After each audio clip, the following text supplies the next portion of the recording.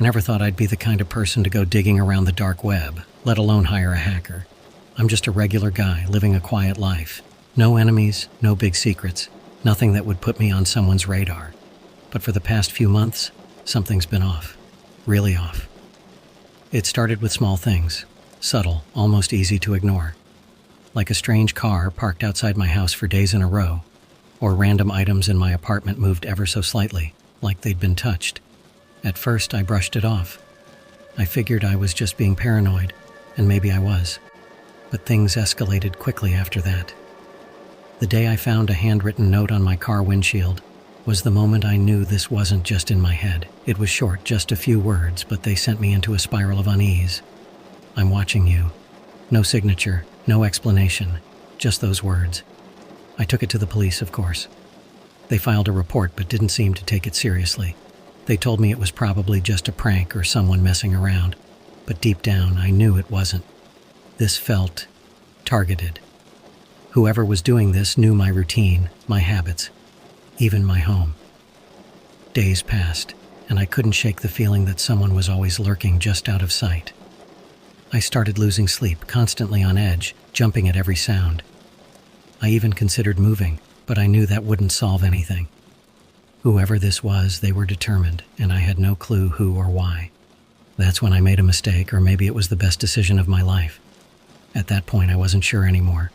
I started researching ways to protect myself, ways to figure out who was behind this. It didn't take long before I found myself reading about hackers on the dark web. It felt ridiculous, something you'd only hear about in conspiracy theories or sketchy crime dramas. But I was desperate, and in that moment, logic took a backseat. After navigating a bunch of shady forums and encrypted pages, I found what I was looking for. Someone who could track down my stalker. Their alias was GhostScript, and they had a reputation for being able to dig up anything on anyone for the right price. I debated for days before finally reaching out, and when I did, I made sure to be as vague as possible, only giving them enough details to start the investigation. I didn't expect a response so quickly, but within a few hours I received an encrypted message. "I'll take the job, but once I start, there's no turning back." That warning should have made me reconsider, but by that point, I was already too deep. I agreed, and soon after, I transferred the payment to an anonymous wallet. The moment the money left my account, a sick feeling settled in the pit of my stomach. I had no idea what kind of world I had just stepped into. Days passed with nothing. No updates from GhostScript, no more strange notes, no sightings of unfamiliar cars. For a brief moment, I thought maybe everything had blown over. Maybe whoever was stalking me had just gotten bored. But that hope vanished when I received the next message from GhostScript. "We've got a problem. It's worse than I thought." That one sentence sent my anxiety through the roof. I messaged them back, asking for details. I needed to know what they had found. I needed answers. What came next still haunts me. "It's not just some random stalker. This guy knows who you are, your address, your work, your family, and he's dangerous. You need to get out now." That message felt like a punch to the gut. Someone dangerous? How dangerous? And how could they possibly know everything about me? I felt like I was spiraling, but before I could even process it all, another message came through. "He's watching me too. I don't know how, but he knows I'm involved now." This wasn't just some average stalker playing mind games. Whoever was after me had resources, power, and now they knew I'd hired someone to investigate. GhostScript said they'd be lying low for a while and advised me to do the same. I wasn't sure what lying low even meant in a situation like this, but I packed a bag and got out of my apartment as fast as I could. I crashed at a friend's place across town for a few nights, trying to figure out my next move. I thought leaving would make me feel safer, but it only made things worse. Because even though I wasn't home, even though I was miles away, I still had that gnawing sense of unease, like I couldn't outrun whatever was coming. And that's when I received the last message from GhostScript, the one that still makes my skin crawl. "He's coming for both of us. Stay off the grid. Don't contact me again." That was it. No explanation, no more warnings. Just that single message before GhostScript went completely silent. Now it wasn't just my stalker I had to worry about. Whoever this person was, they were coming for both of us, and I had no idea where to turn or what to do next. All I knew was that I was in way over my head, and I had just made an enemy far more dangerous than I ever imagined. After Ghostscript's final message, I didn't sleep for days. My mind was racing, trying to piece together everything that had happened. I wasn't just being followed. I was being hunted, and the only person who could have helped me had vanished without a trace. I tried reaching out to Ghostscript again, but every message bounced back. It was like they'd disappeared entirely from the digital world. The forums where I found them were gone too, pages either deleted or encrypted beyond recognition. It was eerie how fast everything unraveled, like it was all part of some bigger plan that I was too slow to see. Every shadow felt like a threat. I'd glance over my shoulder constantly, checking for anyone who might be watching. I was already on edge, but things took a turn for the worse when I noticed my phone behaving strangely. It would freeze, apps would close by themselves, and calls would randomly drop. At first, I assumed it was just a technical issue, maybe even paranoia seeping into my thoughts again. But then something much stranger happened. One night, while staying at a cheap motel far from home, I noticed a new app on my phone. I didn't remember downloading it. It had no name, just a black icon with no visible features. I hesitated, unsure if I should open it. Part of me didn't want to know what was inside, but I couldn't resist. I tapped it. The app opened to a blank screen, but after a few seconds, a video started playing. It was grainy, the kind of footage you'd see from an old surveillance camera. It showed the front of a building, my apartment building. The timestamp in the corner was from that very night. My heart sank. Someone had been watching me. The camera feed panned slowly, focusing on the window of my apartment. The lights were off, and the street was empty. But then, a figure appeared at the edge of the screen. It was too dark to make out any features, but the way they moved, slow, deliberate, was enough to make my stomach twist. They weren't just walking by. They were approaching my apartment door. I locked my phone and threw it onto the bed, breathing heavily. It didn't feel real. How could this be happening? Was this person following me? How did they get the footage on my phone? I tried to calm myself down, thinking of any logical explanation. Maybe it was a coincidence, or maybe someone was playing an elaborate prank. But deep down, I knew that wasn't true. This was real. Too real. I tried deleting the app, but it wouldn't let me. Every time I pressed uninstall, the app would reappear within seconds. Frustrated, I turned off my phone completely. If someone was tracking me, I needed to stay offline as much as possible. The next morning, I decided to leave the motel and head even further away. I figured maybe if I kept moving, whoever was after me would lose interest. But when I got into my car, I noticed something that nearly sent me over the edge. There, tucked neatly under my windshield wiper, was another note. It was the same handwriting as before, but this time the message was even more chilling. You can't run from this. It felt like a taunt, like whoever was doing this knew exactly where I was at all times. I looked around the parking lot, scanning for anyone who might be watching, but there was no one. Just the quiet of the early morning, the distant hum of traffic, and me, alone and terrified. I thought about going to the police again, but I knew they wouldn't take me seriously. Besides, I wasn't sure how much they could actually do at this point. This was bigger than a simple stalking case. This was organized, deliberate, and somehow Ghostscript had gotten caught in the crossfire with me. That's when I made a decision I wasn't sure I'd regret. I went dark. I threw away my phone, cut off contact with my friends and family, and decided to hide out in a remote area for a while. I found a cabin in the woods, far from any towns or people, and paid the owner in cash. I figured if I could lay low long enough, maybe whoever was after me would get bored and move on. For a few days, it almost seemed to work. No strange notes, no odd apps, no signs of being followed. I tried to convince myself that maybe the whole thing had blown over. But just as I was starting to relax, I noticed something strange outside the cabin one night. A small light, barely noticeable at first, flickering just beyond the tree line. At first, I thought it was just an animal, or maybe even another cabin far off in the distance. But the more I watched, the more certain I became that it wasn't natural. The light wasn't moving like a flashlight or vehicle. It was more like a signal, blinking slowly, rhythmically, like someone was trying to get my attention. I stayed up the entire night, watching that light, waiting for it to do something. But it never got closer. It just hovered there, right at the edge of my vision. By the time the sun came up, I was exhausted. But I had to know what it was. I decided to venture out toward the light. Armed with nothing but a flashlight and a ridiculous sense of determination, I made my way into the woods. The trees closed in around me, their branches casting eerie shadows across the ground. But I kept going. Step by step, I got closer to the light. But when I finally reached the spot, there was nothing. No light, no people, nothing at all. Just an empty clearing. I stood there for a long time, staring at the ground, trying to make sense of what I'd seen.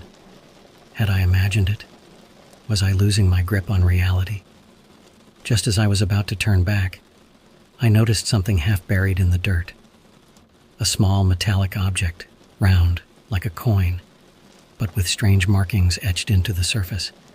It didn't look like anything I'd ever seen before, and for some reason, touching it sent a shiver down my spine. I pocketed the object and hurried back to the cabin, unsure of what I'd found or what it meant. But one thing was clear. I wasn't alone out here, and whatever was happening, it wasn't over yet. The object I found in the woods weighed heavily on my mind. I couldn't shake the feeling that it was more than just a strange coincidence. The markings on it weren't in any language I recognized, lines and symbols that seemed almost alien. I spent the rest of the day staring at it, trying to make sense of its purpose, but no matter how hard I thought, I kept coming back to the same realization. It had been left for me. But why? That night I couldn't sleep. I was too restless, pacing around the small cabin, staring out the window, half expecting that flickering light to return. Part of me wished it would, just to confirm I wasn't going crazy. But the night was still, unnervingly so. The kind of silence that feels unnatural, like the world itself was holding its breath. As the hours dragged on, I convinced myself I was overthinking everything. Maybe the object was just some forgotten piece of junk, and the light in the woods had been a trick of the eye. It was easier to believe that than to face the growing dread that something was coming for me. The next morning I decided to clear my head. I hadn't left the cabin much since arriving, and I figured a walk might help me calm down, maybe even give me a fresh perspective on everything. The woods around the cabin were dense, the trees tall and twisted, casting long shadows that made it hard to tell what time of day it was. But after a while the quiet started to feel more peaceful than ominous. For the first time in days, I felt almost normal again. That feeling didn't last long. When I returned to the cabin, I immediately noticed something was off. The front door, which I had locked before leaving, was slightly ajar. My heart raced as I stood there, frozen in place, staring at the crack in the door. I knew I hadn't left it open, but I also knew I couldn't stay outside forever. I had to face whatever was waiting for me inside. I pushed the door open slowly, the hinges creaking as it swung inward. The cabin was small, just one main room with a bed, a small kitchen, and a table. At first glance, nothing seemed out of place, but as I stepped inside, I felt the air shift, like someone had been there recently. There was no noise, no signs of forced entry, but the atmosphere felt wrong. I checked the windows, locked. I checked my few belongings, untouched. But then I saw it. On the kitchen table, right where I had been sitting the night before, was the same object I'd found in the woods, only now. It was in two pieces. I froze, staring at the broken object. There was no way I had left it like that. I hadn't touched it since pocketing it the day before. But there it was, split perfectly down the middle, as though someone, or something, had come into the cabin and deliberately broken it. I wanted to believe this was just my mind playing tricks on me, but the truth was undeniable. Someone had been inside the cabin while I was gone, and worse, they had touched the one thing that connected me to the strange events in the woods. I reached for my phone, but of course I had thrown it away. No way to contact anyone, no way to call for help. I was completely alone out here, or at least I had been. That night, as the sun set and the cabin grew dark, I couldn't shake the feeling that I was being watched. No, not watched, just observed. Every sound outside made me jump. Every creak of the cabin's old wooden frame set me on edge. I didn't sleep. I just sat there staring at the broken object on the table, waiting for something to happen. Around midnight, the cabin's only light flickered, and then it went out completely, leaving me in complete darkness. My heart pounded as I fumbled for a flashlight. I could hear something outside, footsteps, slow and deliberate, moving around the perimeter of the cabin. Whoever or whatever it was, they were close. I stayed as still as possible, barely daring to breathe. The footsteps circled the cabin twice before stopping right outside the front door. I could hear it, just standing there, unmoving, like it was waiting for me to make the first move. Then, to my horror, I heard the doorknob turn, slowly, deliberately. The door creaked open just a few inches, and then it stopped. Whoever was on the other side didn't come in. They didn't make a sound. They just stood there, the door partially open, waiting. For what felt like hours, I sat there, too terrified to move. And then, just as quietly as they had arrived, the footsteps retreated. The door clicked shut again, and the cabin fell silent. I didn't dare get up to check the door until the sun rose. When I finally mustered the courage, I found the door locked. No sign of forced entry. No sign anyone had been there at all. But I knew what I had heard. I wasn't alone last night. As I stood there staring at the door, I felt something tug at my mind, a memory I hadn't realized was important until now. The last message from WhisperedStories. He's coming for both of us. Had they meant this? Whoever or whatever had been outside the cabin wasn't just some random stalker. They were something much worse. And now, they were getting closer. After the unnerving encounter the night before, I couldn't stay in the cabin. Someone was toying with me, and I had no idea what their next move would be. The only thing I knew for certain was that staying isolated in the woods wasn't a smart idea anymore. I packed my things, grabbed the broken object from the table, and left the cabin without looking back. Driving out of those woods, I had this deep urge to figure out what the object meant. If it had been left for me, there had to be a reason. The symbols on it were still haunting me, and part of me wondered if WhisperedStories had known more than they let on. But with no way to reach them, I was on my own to figure this out. I found a small cafe in the nearest town and set up my laptop, using their public Wi-Fi to dig deeper into the object. I didn't have much to go on, just the symbols and the way it had been broken in half. But after hours of research, I came across a website that felt off. It wasn't on the dark web, but it had that same eerie, hidden quality to it. The site was dedicated to tracking paranormal symbols, and there, right in the center of one of their pages, was the exact same symbol that was on the object I'd found. The description was vague, but the symbol was apparently linked to old legends of secret organizations that monitored individuals for reasons unknown. According to the site, once you encountered the symbol, it meant you had been marked, not for harm, but for something far stranger. People who had found this symbol reported similar experiences: missing time, strange visitors, and an overwhelming sense that they were being guided, or maybe even tested by some invisible force. I didn't know if I believed in all of that, but something about it felt eerily familiar. The way WhisperedStories had gone silent, the mysterious figure outside the cabin, the feeling that I was being watched without being harmed. It all lined up with what the site was describing, and now I had this broken object, which seemed to be at the center of it all. I was starting to question everything. Had I made things worse by hiring WhisperedStories in the first place? Maybe I was never in actual danger until I brought them into the picture. Maybe, in some twisted way, I had drawn the attention of this secret group by trying to investigate them, and now they were making their presence known. I closed my laptop, unsure of my next move.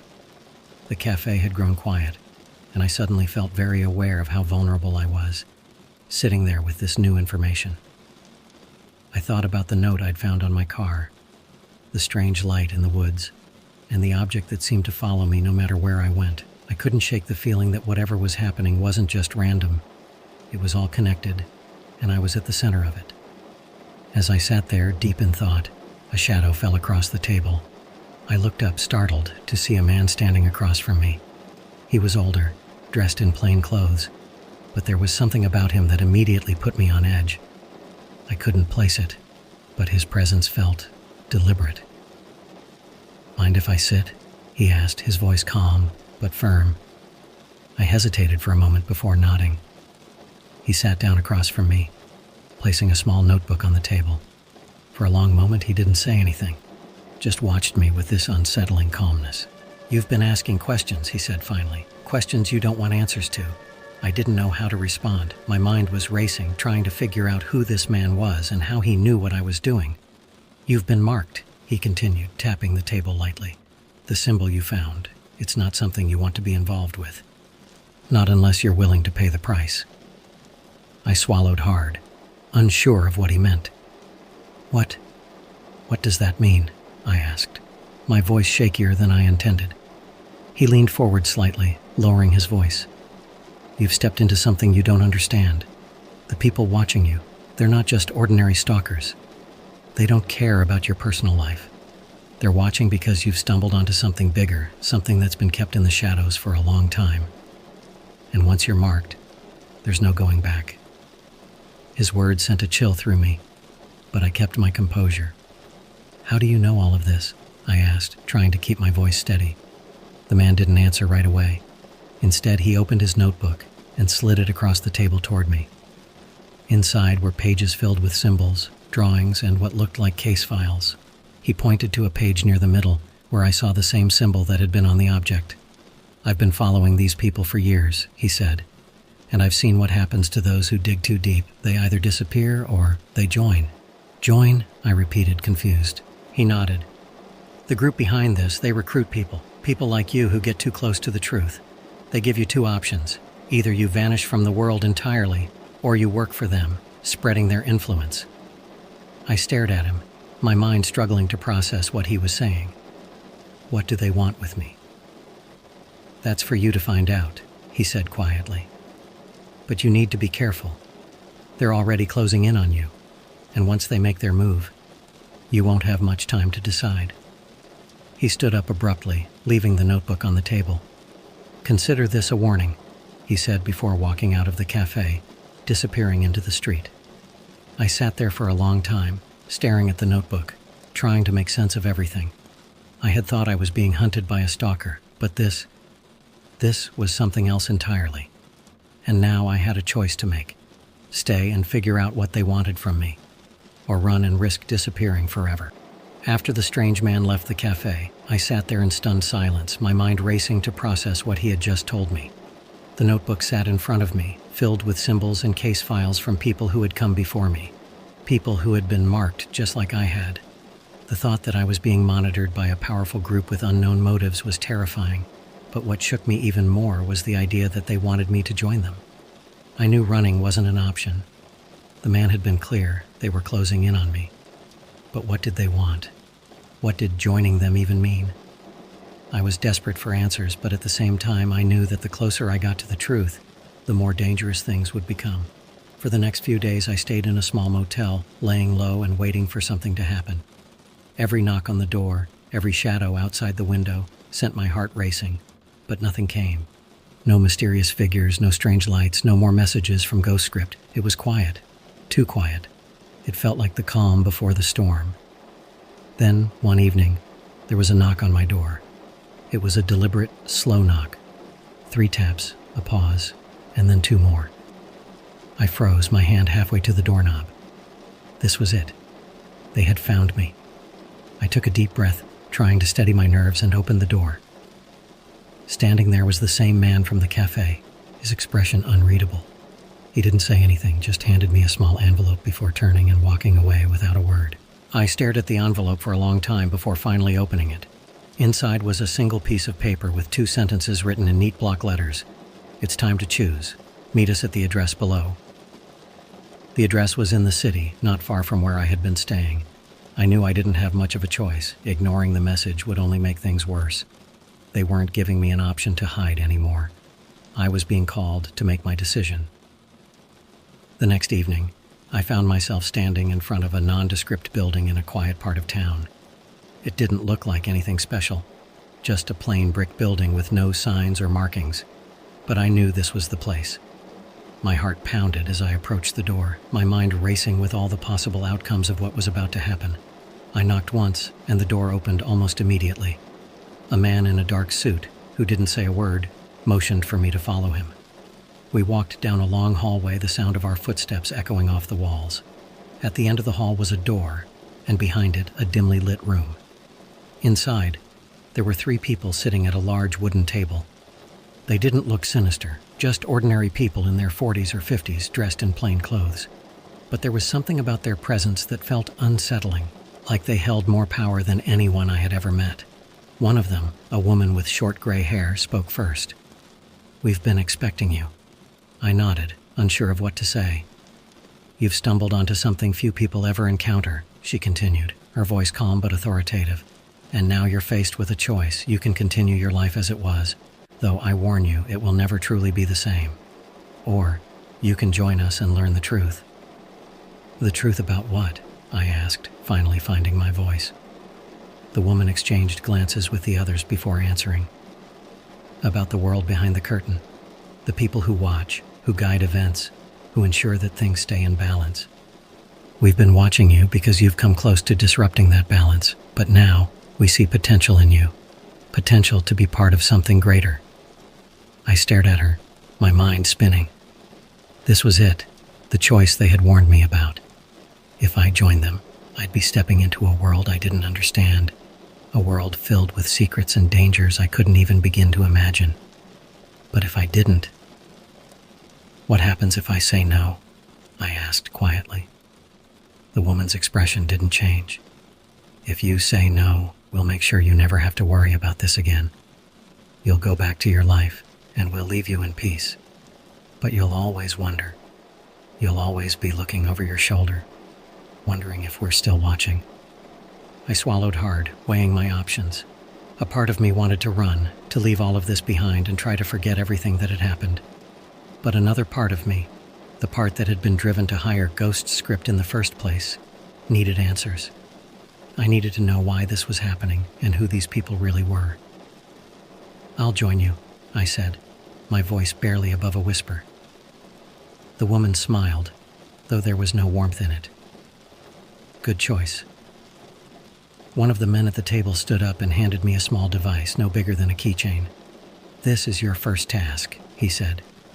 "You'll use this to make contact with someone we've been watching. You'll know when the time comes." I took the device, feeling the weight of it in my hand. It was cold to the touch, and I had no idea what it was for. But I knew this was just the beginning. Whatever I had gotten myself into, there was no turning back now. The woman stood, signaling that the meeting was over. "Welcome to the fold," she said, her voice smooth and calm. "We'll be in touch." As I left the building, the weight of what I had just agreed to settled over me. I had entered a world of shadows, a world where nothing was as it seemed. I didn't know what my future held, but one thing was certain. I was no longer just a target. I was part of something much bigger, something I couldn't fully understand. And as I walked down the quiet street, I couldn't help but wonder, had I made the right choice? I still remember the day our old Jeep disappeared. It wasn't stolen. There was no dramatic break-in, no shattered glass or screeching tires. It just vanished. One moment it was parked in front of the house, and the next day it was gone. I must have been around 12 at the time, and I didn't really understand how something like that could happen. I asked my dad, of course, but he would always brush it off, saying, "Oh, we sold it," or "It was getting old anyway."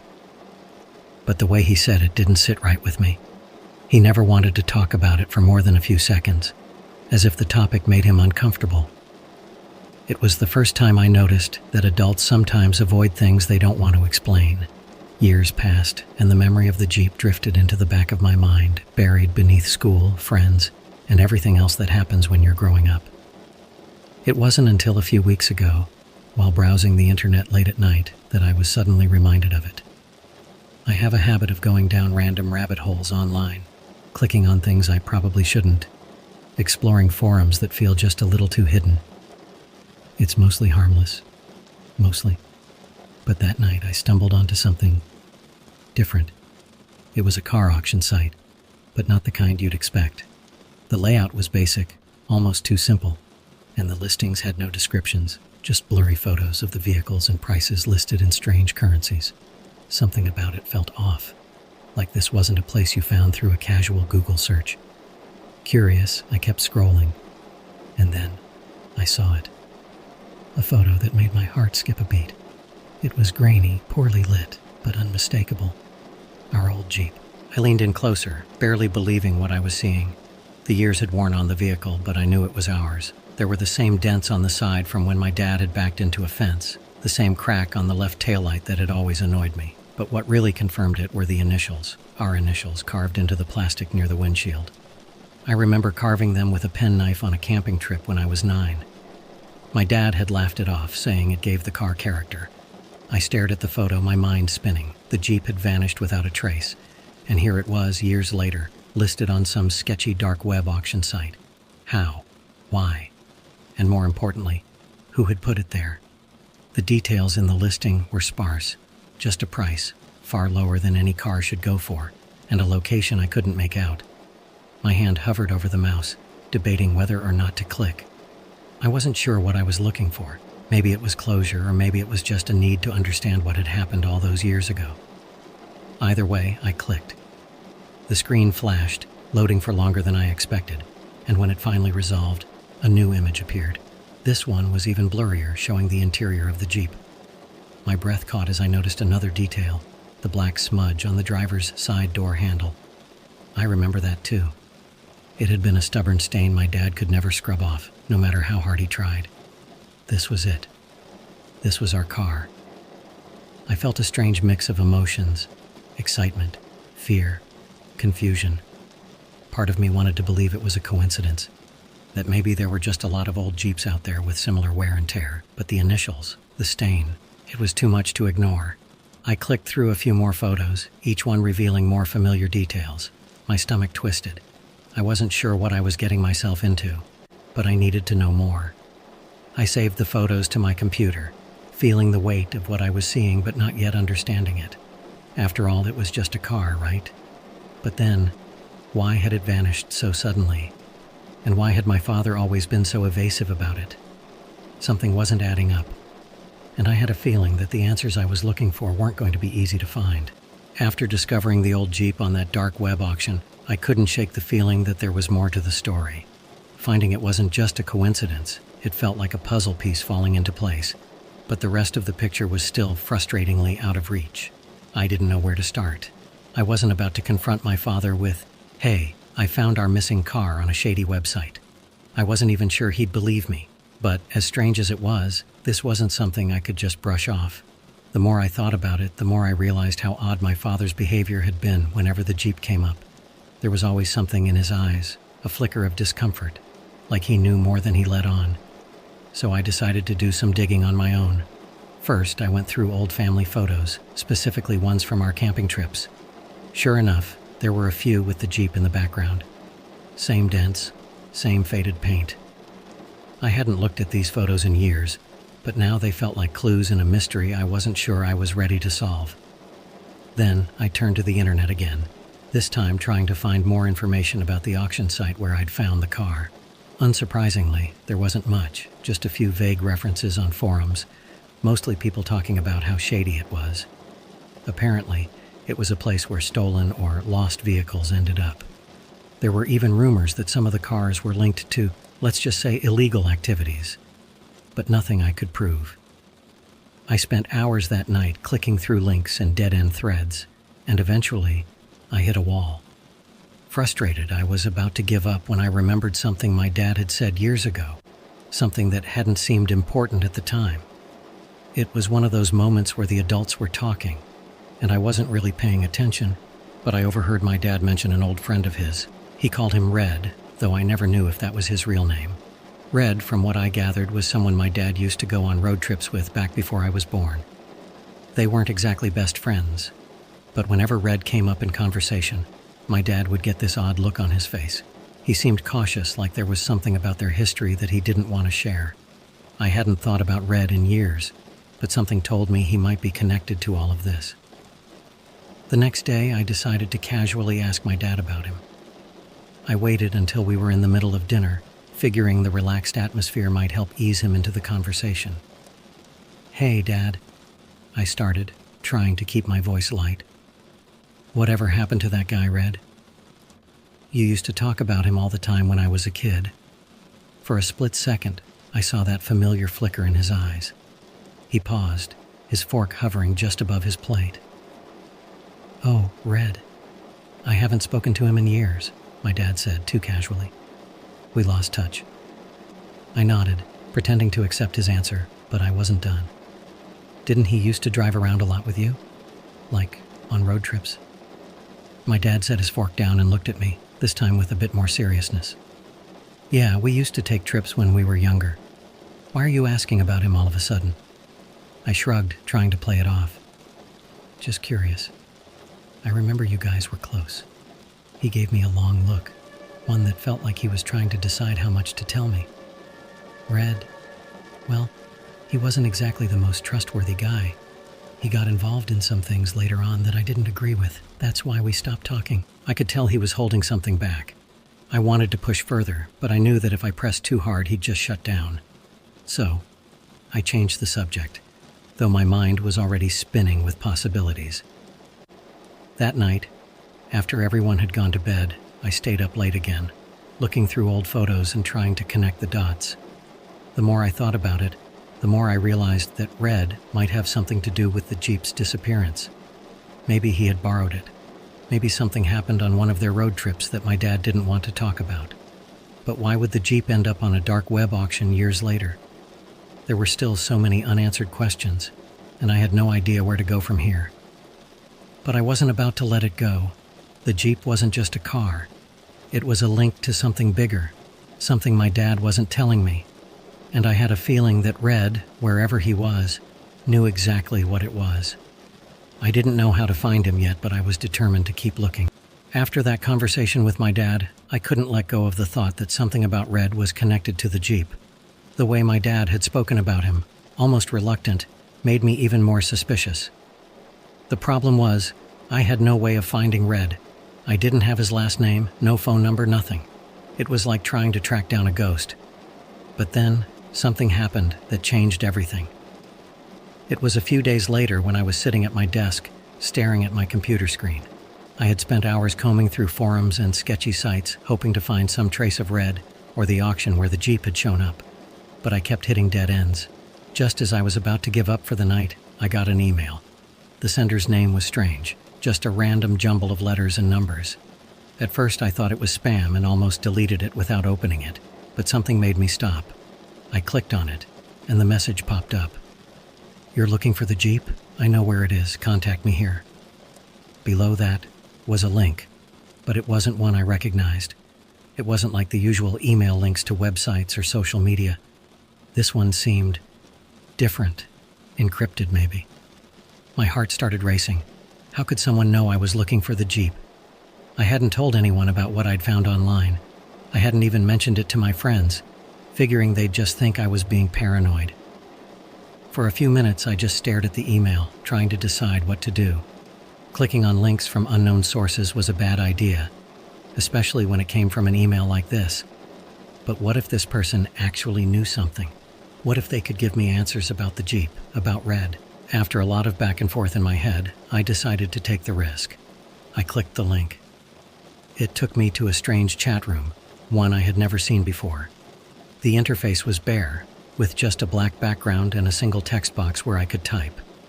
There was no indication of who I was talking to or how many people were in the room. It was just me and a blank space, waiting for me to respond. Hesitantly, I typed, "Who are you?" For a while, nothing happened.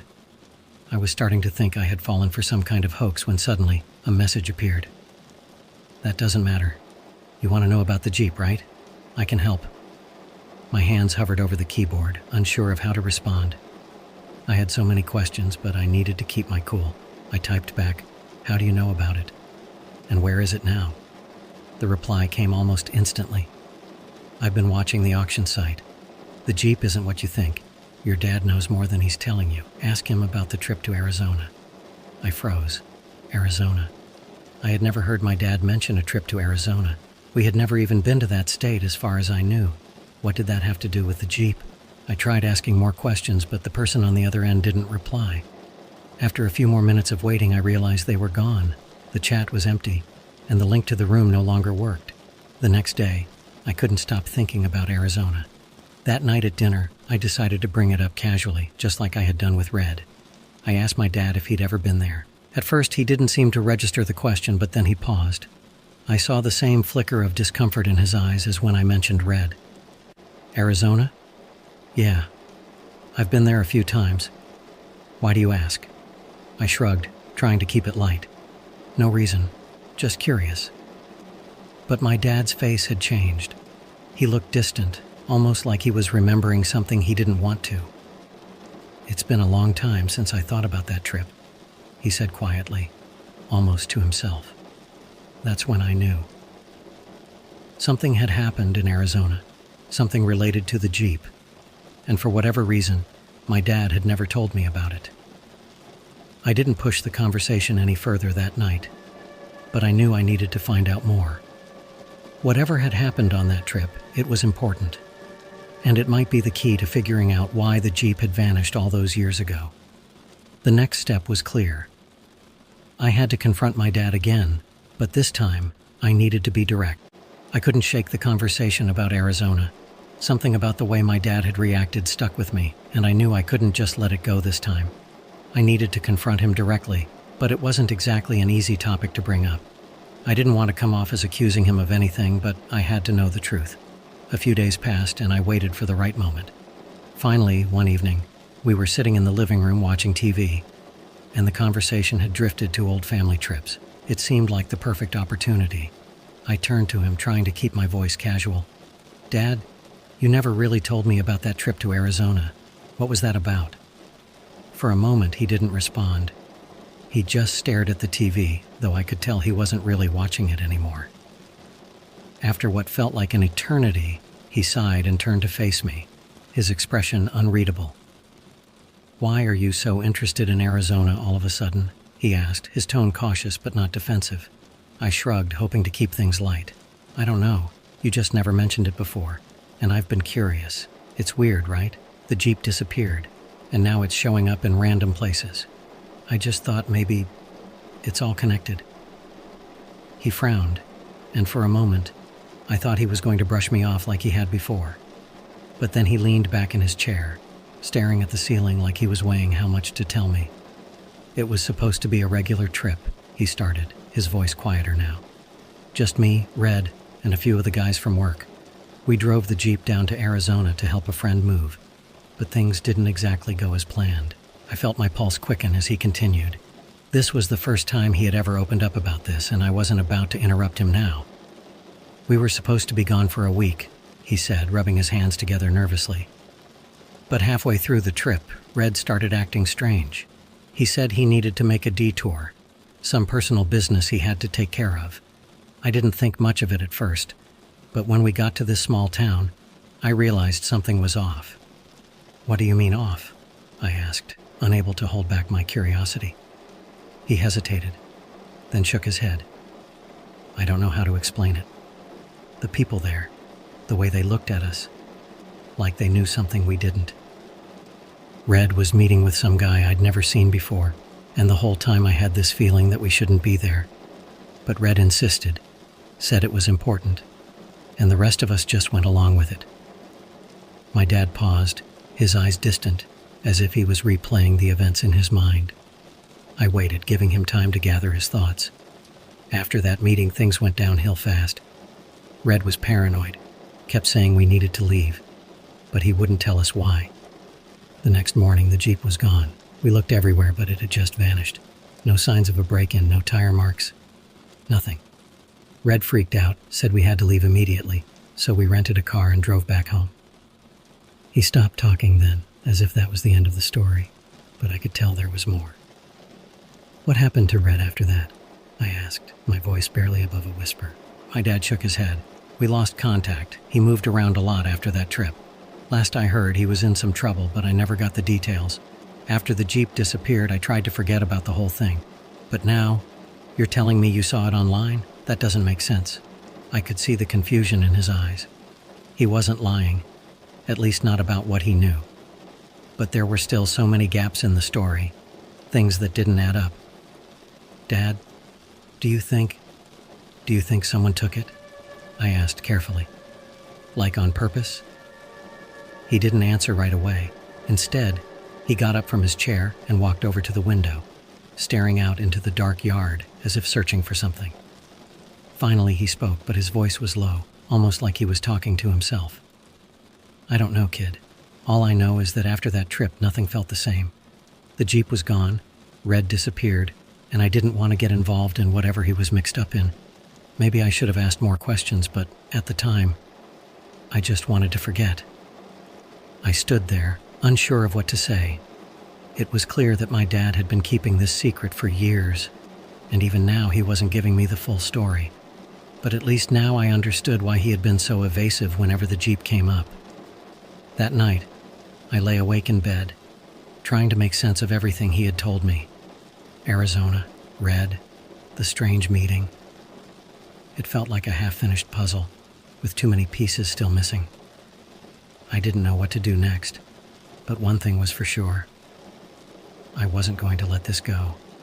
After my dad's confession, I couldn't shake the feeling that there was more to the story than he was letting on.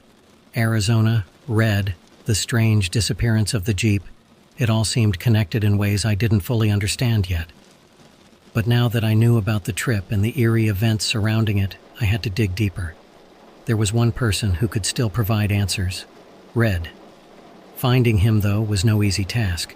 My dad hadn't spoken to him in years, and even if I asked directly, I knew my dad wouldn't be able to tell me where he was. But I had one last lead: the chat room where that mysterious message had come from. It took a while, but I eventually found a way back into the same site where I had first stumbled upon the Jeep. The auction was still there, as strange and suspicious as ever, but this time I knew what I was looking for. I combed through the listings, scanning each car for any sign of Red. And then, buried among the pages of vehicles, I found something that made my heart skip a beat. It was a profile, one with no name, just a user ID. But there was a detail in the description that made me freeze. Selling for Red. I clicked on it. The listing was vague, just like the rest. It didn't say much about who Red was or what he was selling, but the fact that his name had appeared at all made my pulse quicken. Could this be him? Could he still be out there, connected to whatever had happened with the Jeep? I knew I had to try to make contact. I sent a message through the site, not really expecting a response, but hoping for something, anything, that could give me closure. A few days passed with no reply, and I was beginning to think that was the end of the trail. But then, late one night, my phone buzzed with a notification. I opened it, and there it was. A message from the same cryptic user who had mentioned Red in the listing. Meet me at the old train yard tomorrow. You want answers? Be there. It felt like something out of a movie, but this was real life. I didn't know who had sent the message or if it was even safe to go, but I had come too far to back down now. I had to know what had happened to the Jeep, what Red had gotten involved in, and why my dad had been hiding all of this for so long. The next day, I drove to the old train yard. It was an abandoned place full of rusting metal and overgrown weeds, a relic of a time long past. I parked my car a short distance away and approached cautiously, unsure of what or who I was expecting to find. There was no one at first, just silence and the faint hum of the wind rustling through the abandoned tracks. But after a few minutes, a figure emerged from behind one of the old freight cars. He was older now, his hair gray and his face weathered, but I recognized him immediately. It was Red. He walked toward me slowly, his hands shoved into the pockets of a worn leather jacket, and stopped a few feet away. For a moment, we just stared at each other in silence.